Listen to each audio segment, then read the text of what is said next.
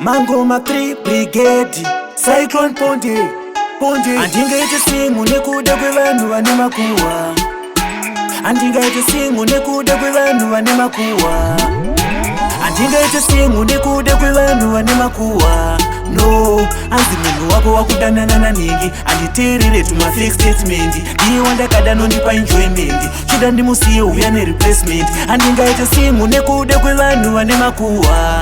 No, tambirai kure kuvhuri nenge damba, fesi nenge chinyau chemanhenga. Mukuda kuti ndishe anondifadza, ndinodo wangu anondibikira sadza. Anongoda kuti ndigare ndiri simu kunge shiri paflegi yeZimbabwe. Imhandu yerudo mutake namabwe, wangu anenge moyo pandiri hapi. Handingaite simu nekuda kwevanhu vane makuhwa.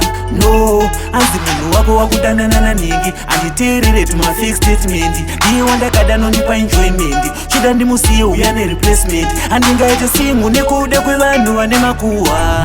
No, patinonetsana togadzirisana tega, ini ndiri tii bhebi wangu ishuga. Ndosaga rudo rwedu ruchinaka kunge uchi, teki yacho kunge mushana nedzvinyu. Relationship yangu sairove chigunyu, muri vana mesi paradzai, kunge Rubeni Barwe taurai, rudo vaviri dzidzai. Handingaite simu nekuda kwevanhu vane makuhwa.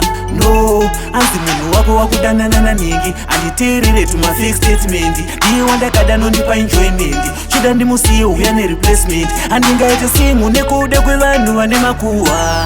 No, tambirai kure kuvhuri nenge damba, fesi nenge chinyau chemanhenga. Mukuda kuti ndishe anondifadza, ndinodo wangu anondibikira sadza. Anongoda kuti ndigare ndiri simu kunge shiri paflegi yeZimbabwe. Imhandu yerudo mutake namabwe, wangu anenge moyo pandiri hapi. Handingaite simu nekuda kwevanhu vane makuhwa. No, anzi munhu wako wakudanana naningi anditeerere tuma-fake statement.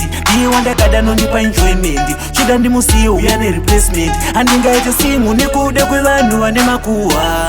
No, patinonetsana togadzirisana tega, ini ndiri tii bhebi wangu ishuga. Ndosaga rudo rwedu ruchinaka kunge uchi, teki yacho kunge mushana nedzvinyu. Relationship yangu sairove chigunyu, muri vana mesi paradzai, kunge Rubeni Barwe taurai, rudo vaviri dzidzai.